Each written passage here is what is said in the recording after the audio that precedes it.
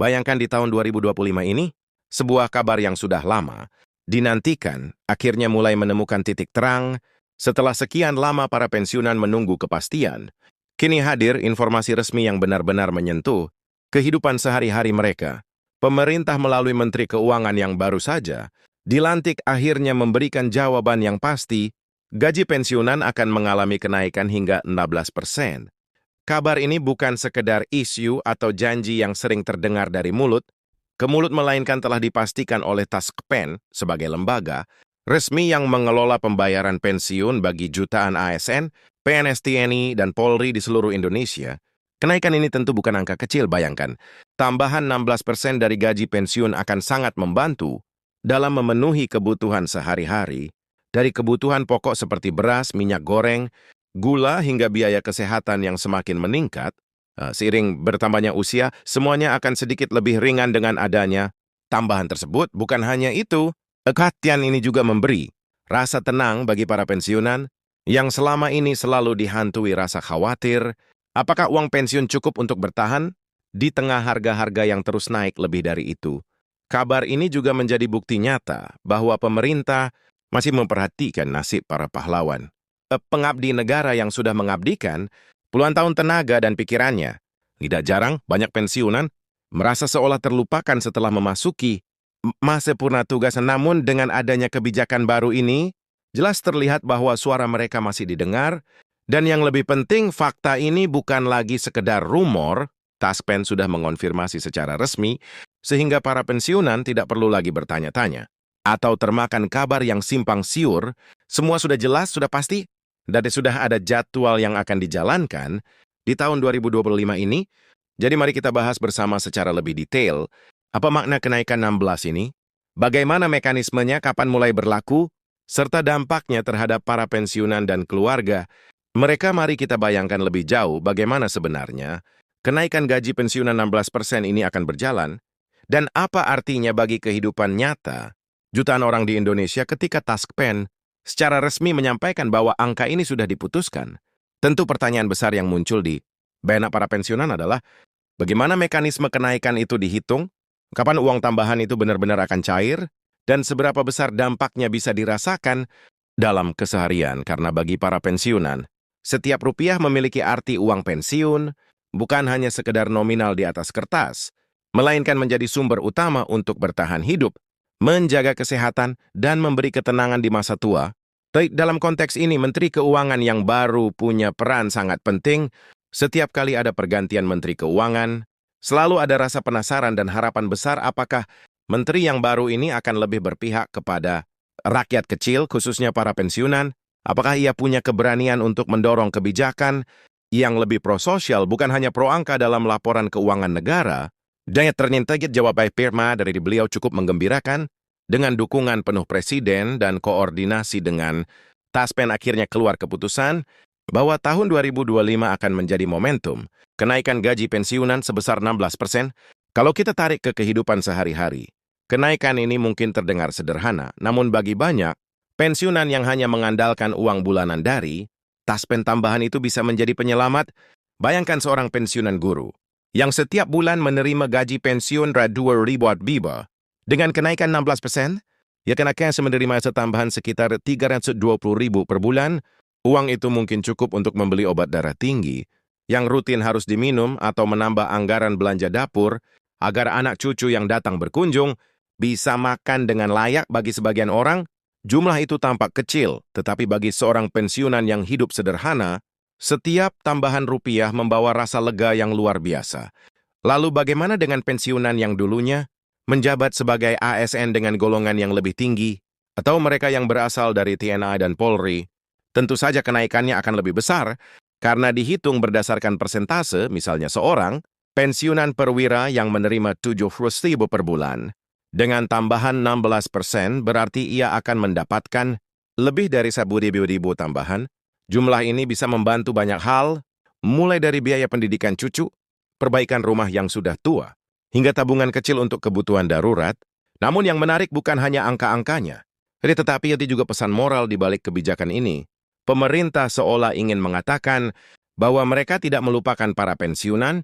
Selama ini banyak kritik yang muncul bahwa negara terlalu sibuk mengurus pembangunan infrastruktur, investasi asing atau urusan politik, tetapi melupakan kesejahteraan para abdi negara yang sudah menghabiskan separuh lebih hidupnya untuk melayani masyarakat. Kenaikan ini walaupun tidak kini langsung menyelesaikan semua masalah, setidaknya menjadi sinyal positif bahwa ada perhatian nyata, dan pemerintah kita juga perlu membahas bagaimana Taspen bekerja di balik layar untuk memastikan pembayaran ini berjalan lancar.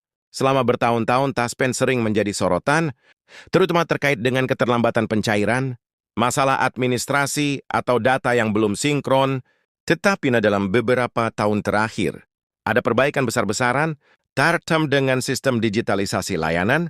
Pensiunan kini tidak perlu lagi selalu antre panjang di kantor cabang, karena banyak hal bisa dilakukan secara daring. Dengan adanya sistem ini, Taspen menjamin bahwa kenaikan 16% tidak akan menimbulkan kebingungan. Semua akan otomatis terhitung di dalam slip pembayaran bulanan. Bayangkan seorang pensiunan di desa terpencil di Sulawesi atau Kalimantan yang dulu harus menempuh perjalanan jauh ke kota hanya untuk mengecek status pembayaran ini dengan ponsel sederhana yang sudah terhubung ke aplikasi Taspen atau melalui SMS banking. Ia bisa langsung melihat bahwa gaji pensiunnya sudah bertambah. Inilah perubahan nyata yang dirasakan. Bukan hanya janji, selain itu kenaikan, gaji pensiun ini juga punya dampak luas pada roda perekonomian. Ketika jutaan pensiunan mendapatkan tambahan penghasilan, mereka akan membelanjakan uang itu di pasar-pasar lokal, warung-warung kecil, atau untuk jasa kesehatan di sekitar tempat tinggal. Mereka secara tidak langsung, uang itu berputar dan menghidupkan ekonomi rakyat. Jadi kenaikan ini tidak hanya membantu individu, tetapi juga mendorong pertumbuhan ekonomi di level bawah. Namun, tentu saja, kita tidak bisa menutup mata bahwa masih ada tantangan. Kenaikan gaji pensiunan berarti juga menambah beban pada APBN. Banyak ekonom yang mengingatkan bahwa kebijakan seperti ini harus dikelola dengan hati-hati agar tidak menimbulkan defisit terlalu besar. Tetapi di sisi lain, kita juga harus menyadari bahwa membiarkan pensiunan hidup dalam kesulitan adalah ketidakadilan yang jauh lebih besar. Mereka sudah memberikan segalanya di masa muda, mereka sudah selayaknya. Negara hadir untuk memberi penghargaan di masa tua.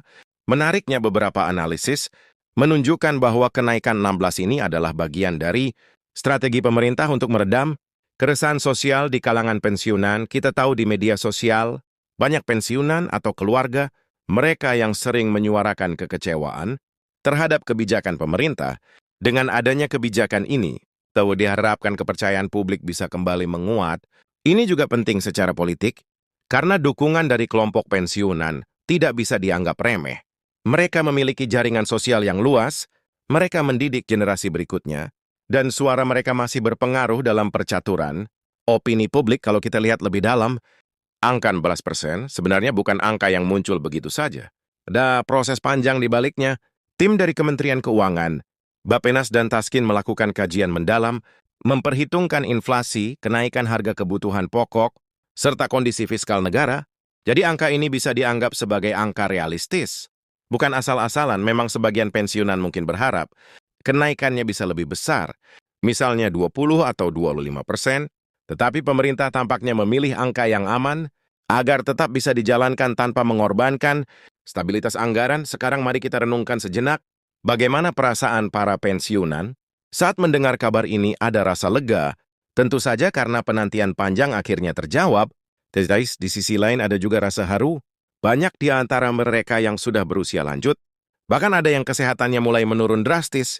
Bagi mereka, tambahan uang ini bukan sekedar materi, tetapi juga simbol bahwa perjuangan mereka dulu tidak sia-sia, bahwa negara masih peduli. Bahkan kalau kita melihat percakapan sehari-hari di warung kopi atau di pos ronda, kabar tentang kenaikan gaji pensiunan ini menjadi topik hangat.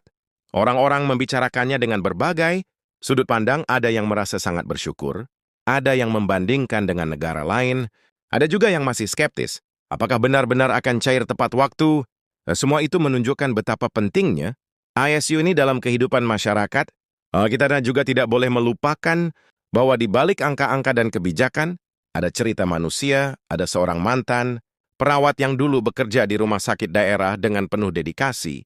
Kini di usia senja harus bergantung pada uang pensiun Ada seorang polisi lalu lintas yang puluhan tahun menjaga jalan raya, kini menghabiskan waktunya bersama cucu. Ada seorang guru honorer yang akhirnya diangkat menjadi PNS menjelang pensiun, kini menikmati gaji pensiun sederhana. Semua kisah itu mendapat sentuhan baru dengan adanya kenaikan ini. Dan tentu saja, it's pedalangan tidak berhenti di sini. Para pensiunan masih berharap agar di masa mendatang, pemerintah terus melakukan evaluasi, menyesuaikan gaji pensiun dengan kondisi ekonomi, dan memperbaiki sistem layanan. Karena pada akhirnya, kesejahteraan pensiunan bukan hanya soal uang, tetapi juga soal rasa dihargai, rasa aman dan rasa tenang menjalani masa tua. Itulah sebabnya pembahasan kita hari ini sangat penting. Kita tidak hanya bicara tentang 16%, tetapi juga tentang bagaimana negara memperlakukan warganya yang sudah berjuang. Kita bicara tentang harapan, tentang janji, dan tentang masa depan yang lebih baik bagi para pensiunan Indonesia.